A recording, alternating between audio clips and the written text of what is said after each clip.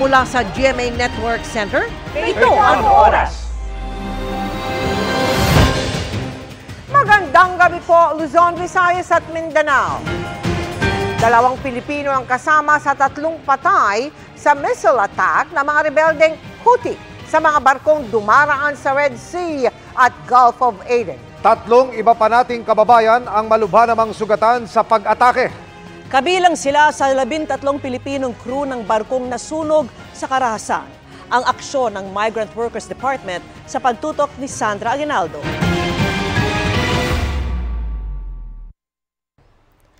Ilang buwan nang naglulunsad ng mga pag-atake sa mga barkong dumadaan sa Red Sea at Gulf of Aden ang mga rebeldeng Houthi ng Yemen. Pero sa unang pagkakataon, may namatay sa pag-ataking ito. 3 seafarers, 2 sa kanila, Pilipino.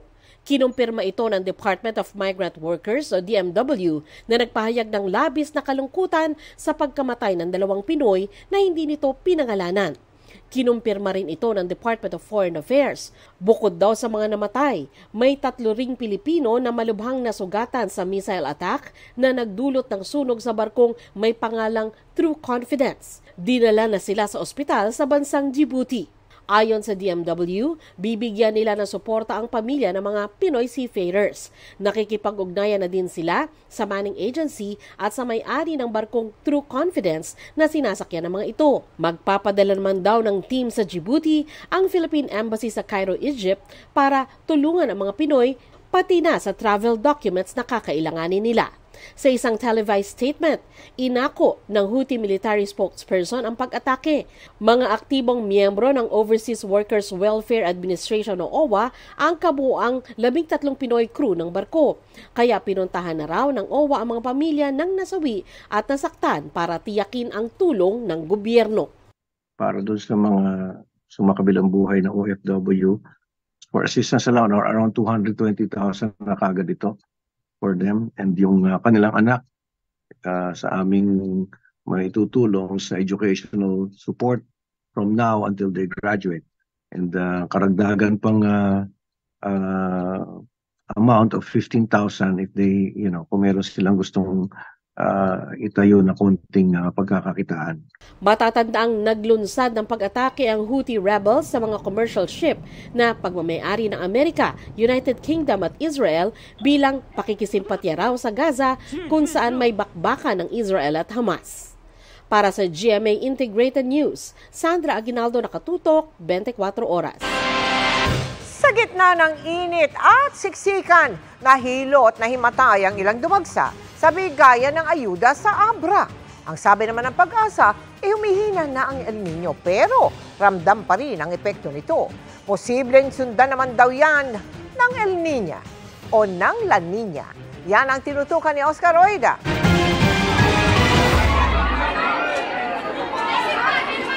Dagsa ang mga nagtiis, alinsangan at pila para makakuha ng ayuda sa Abra Sports Complex. Pero maya-maya pa,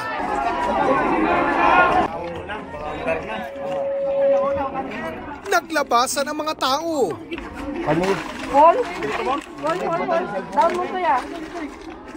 May mga nahilo na pala at nahimatay.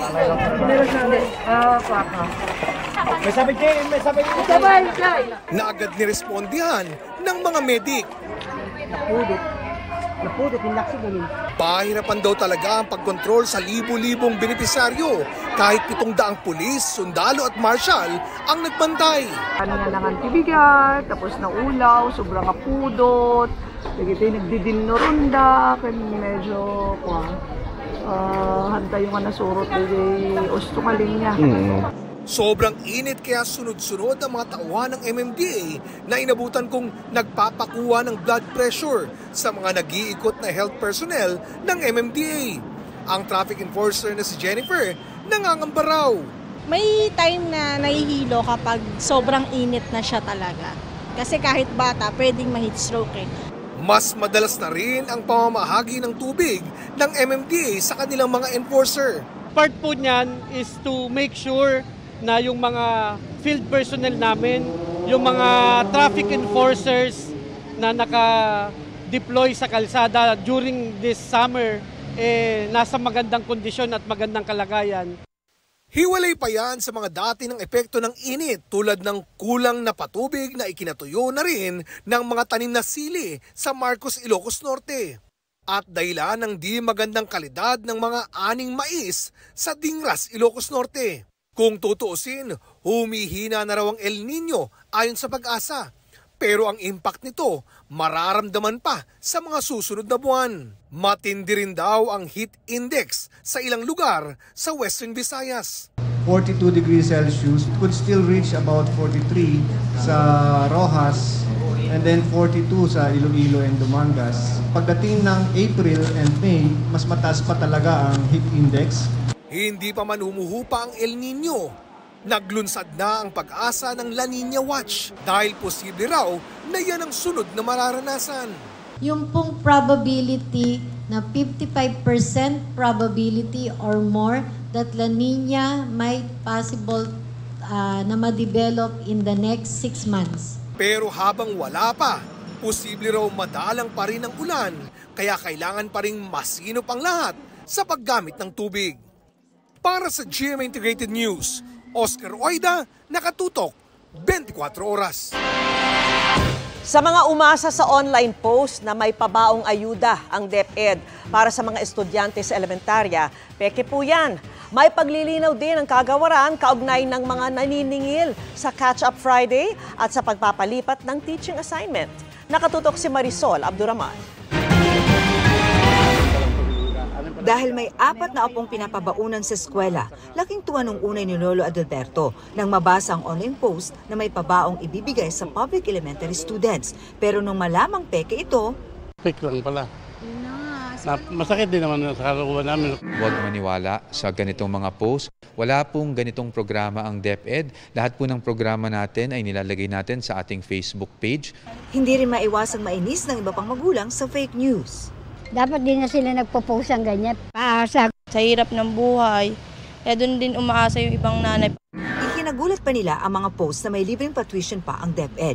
Gayong libre naman mag-aral sa mga pampublikong paaralan. Ang kinakatakot po kasi natin dito ay bigla silang maengganyo na mag-click at hingan sila ng mga information, mga personal details nila, ibigay nila.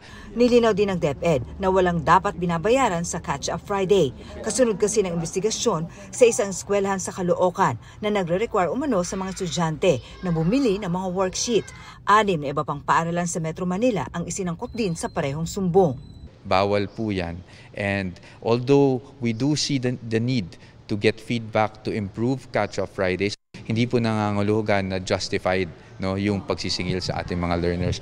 Tukoy na rin ng DepEd ang ilang sangkot naman sa bayaran di umano sa Palawan para mailipat ang assignment ng mga guro. Sila po yung ng ipit or humingi ng ganitong fee. Or facilitation fee kung masasabi natin ganun nga. I hate to ask this, but are there people from the DepEd? Ang allegation po, yes, within the division office po. Wala raw bayad ang pagpapalipat ng tuturuang paaralan. May mga proseso lang daw na dapat daanan at may mga faktor na kailangan ikonsidera gaya ng specialization ng guro. Ang tinitingnan lang po talaga natin is kung ano talaga yung reason, bakit gusto malipat ng teacher. At dun sa lilipatan, syempre, we also need to coordinate with the school head kung nangangailangan ba talaga. Tinututukan na raw ng DepEd ang nasabing insidente. Gustong malaman ng kagawaran kung gaano kalawak ang nasabing gawain. Baka raw kasi hindi lang ito sa Palawan nangyayari. Sino-sino ang mga responsible dito, kung sino-sino ang gumagawa ng scheme na to. That's why we are encouraging lahat ng mga teachers or kahit the public na may kaalaman, personal knowledge. Para sa GMA Integrated News, Marisol Abduraman, nakatuto 24 oras. Nakabalik na mula sa Australia si Pangulong Bongbong Marcos matapos dumalo sa ASEAN-Australia Summit at dumiretso siya sa ospital para dalawin ang inang si dating First Lady Imelda Marcos. Dumiretso ang convoy ng Pangulo sa St. Luke's Medical Center, BGC. Mahigpit ang seguridad sa ospital nang dumating ang convoy ng Pangulo pasado hating gabi. Umalis din sila agad matapos ang ilang minuto. Dinala ang dating First Lady sa ospital noong Martes dahil sa slight pneumonia at lagnat. Sa isang post sa X, sinabi ng Pangulo na bumuti na ang pakiramdam ng kanyang ina. Pero nagpasya daw muna silang manatili na lamang ang dating First Lady sa ospital hanggang matapos ang pag-inom niya ng niresetang gamot. na rin ang paghuhukay sa isa pang bahagi ng Metro Manila subway mula North EDSA papuntang Tandang Sora. Pabibilisin ito ang mga biyahe pag natapos sa 2029. Pero sa ngayon, pinababagal daw ang proyekto ng issue sa right-of-way. Nakatutok si Maki Pulido. Sa North EDSA Station ng Metro Manila Subway, nasimulan na ang magiging concourse na magiging pwesto ng mga bilihan ng ticket o ng mga tindahan. Dito ang seremonya para sa turn-on ng 2 tunnel boring machines na nagsimulang maghukay ngayong araw mula sa North EDSA hanggang Tandang Sora Station. 1.7 kilometers yan na inaasahang matapos sa loob ng 1 taon.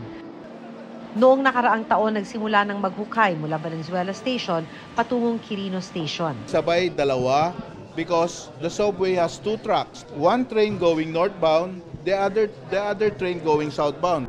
Habang umuusad ang tunnel boring machine, tinatapalan na ng mga kung tawagin ay rings ang nabutas na lupa para tumatag ito. Pagkatapos niyan, matapalan, papatagin mo na yung baba.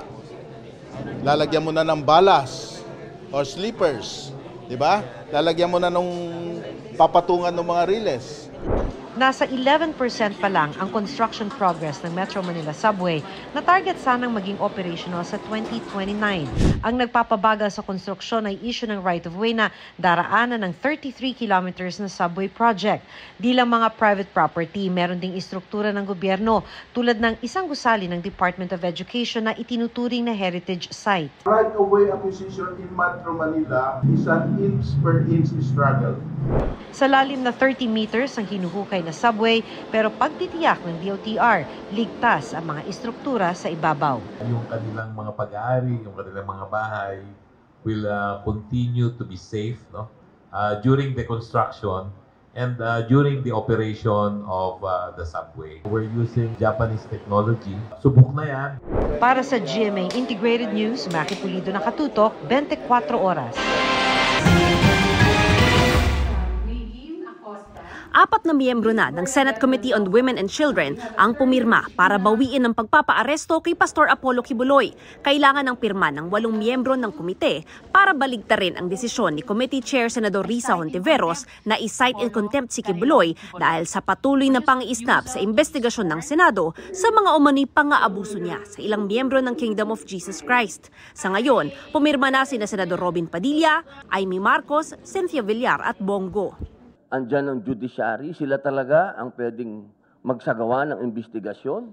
Kung ano ang ilabas ng judiciary, yun ang kunin namin sa legislative at doon kami, in aid of legislation, gumawa ng batas. Parang hindi naman siya sa yung mukhang gagawa ng gano'n. Kilala ko siya personally and nakakahiya naman na ako pahuhuli ko siya. Diyos ko, you don't do that to a friend. Gusto natin bigyan siya ng pagkakataon. 5 na dapat ang nakalap na pirma ni Padilla, kundi lang umatras si Senador JV Ejercito. Sabi ni Ejercito, binawi niya ang pirma matapos daw reviewin maigi ang pahayag ng mga witness sa pagdinig. Ayon kay Padilla na unang tumutol sa contempt order, tinatawagan niya ang iba pang miyembro ng komite para pumirma sa reversal para rito. Sa ngayon, may 5 pang senador na pwedeng pumirma.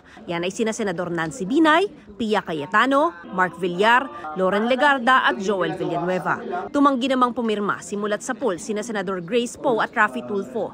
Tingin naman ni Padilla, hindi napipirma si Senate Minority Leader Coco Pimentel lalo't naroon ito nang maghain ng mosyon na contempt si Hontiveros.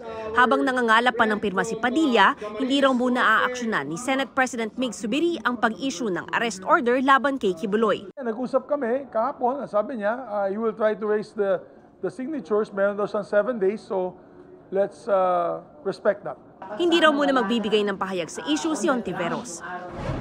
Samantala, inutos ng isang judge sa California sa Amerika ang pag-unseal ng warrant of arrest laban kay Kibuloy at sa mga kapwa niya akusado. Dahil dito, pwede nang isyuhan ng red notice ng Interpol si Kibuloy na wanted sa Amerika para sa mga kasong sex trafficking, fraud, cash smuggling at iba pa.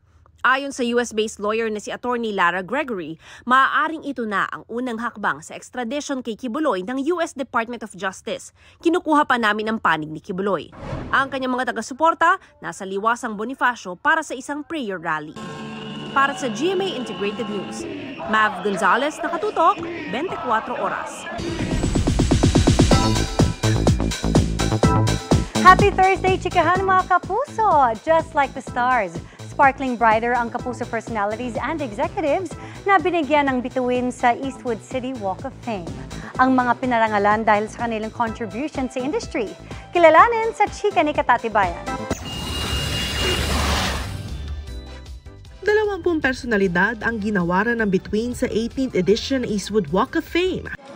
Ang mga pinarangalan sa GMA, pinangunahan ni GMA Network Incorporated Chairman Attorney Felipe L. Gozon dahil sa kanyang natatanging kontribusyon sa industriya. Ako'y tuwan-tuwa dahil finally, kung ano yung pinag-uusapan namin ni Kuya James noong araw, ako rin pala makakasali.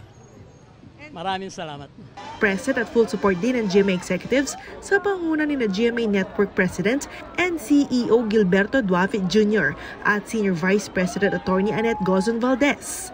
Ginawaran din ng stars na Miss Universe Philippines 2023 Top 10 finalist at Sparkle star Michelle D, Abot Kamay na Pangarap star Richard Yap, Pulang Araw star Sanya Lopez, at Sparkle GMA Artist Center consultant Mr. M. Johnny Manahan.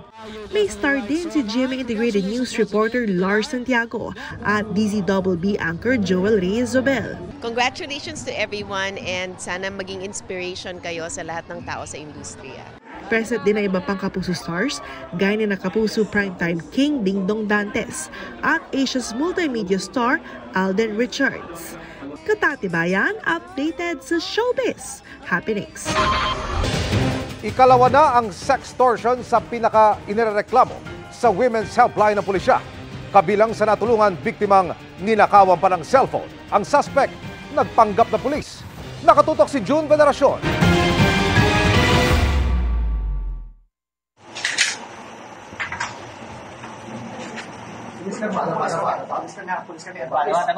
Hindi na nakapalag ang lalaking ito nang pasukin ng mga pulis ang isang kwarto sa Naga City kung saan sana niya kakatagpuin ng isang babae.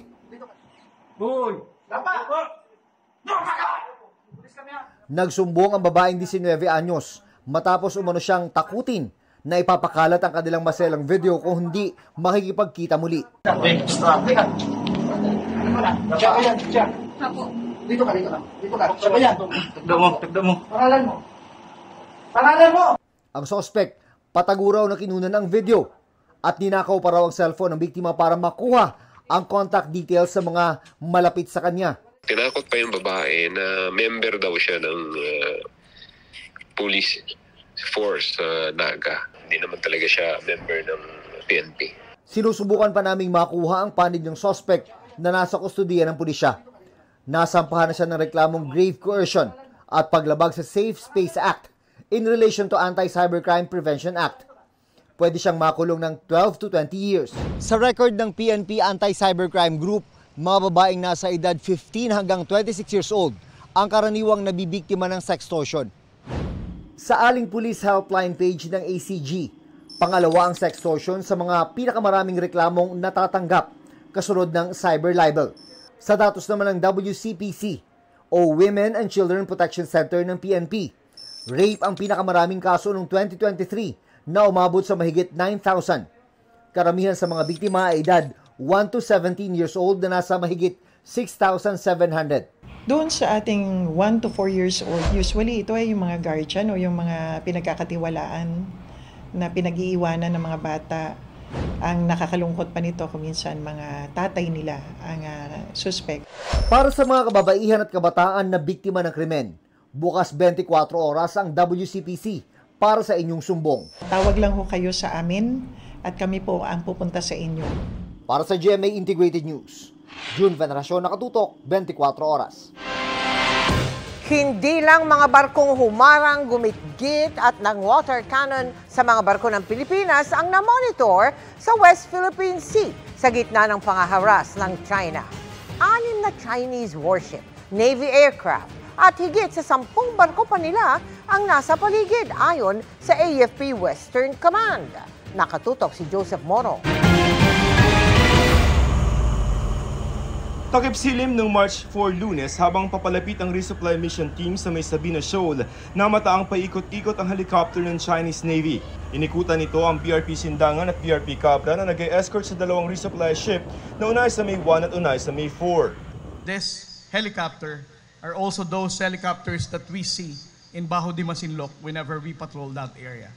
So we know for a fact that this is a PLA Navy helicopter. They made 5 passes over Unaisa May 4. On the 5th pass, they were closer than the usual and they hovered a little bit, siguro taking pictures or they're showing some interest in Unaisa May 4. Alas 6 ng umaga at nagtatangkang humarang itong China Coast Guard 21555. Yung mga ganyung klase ng barko ng China, ito yung maliliksi kaya ito yung pinapangharang nila doon sa ating mga barko, itong BRP Sindangan, para hindi makapasok doon sa Ayungin Shoal kung saan nandoon yung BRP Sierra Madre.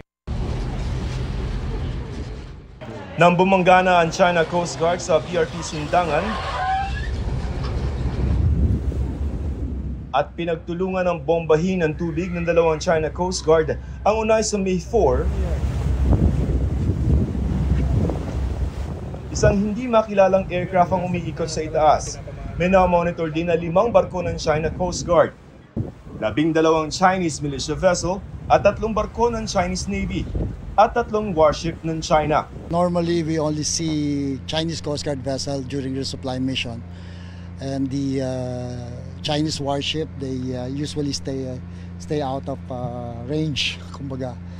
But yesterday we were surprised to see 6 Chinese warships in the area. Bukod pa yan sa 6 na Chinese militia vessel na nakamonitor na nakapaligid lamang sa lugar, pati na ang 2 eroplano ng Chinese Navy. We were clearly outnumbered. Isang araw bago nangyari ang pangharas, nakita ang isang barko ng United States Navy pero walang ikinababahala ang AFP Western Command. That's the usual freedom of navigation patrols. Ayon sa United Nations Convention on the Law of the Sea o UNCLOS, may freedom of navigation sa mga high seas ang kahit sinong bansa dahil walang pwedeng umangkin at magmay-ari nito. Sabi naman ng spokesperson ng US Embassy na ang Amerika raw lilipad, maglalayag at mag-ooperate saan man pinapayagan ng international law. Mula rito sa Palawan, para sa GMA Integrated News, Joseph Morong, nakatutok 24 oras. Kinumpirma na ng Tape Incorporated ang pagtatapos ng noontime show na Tahanang Pinakamasaya na napanood dito sa GMA Network. Makichika kay Nelson Canlas.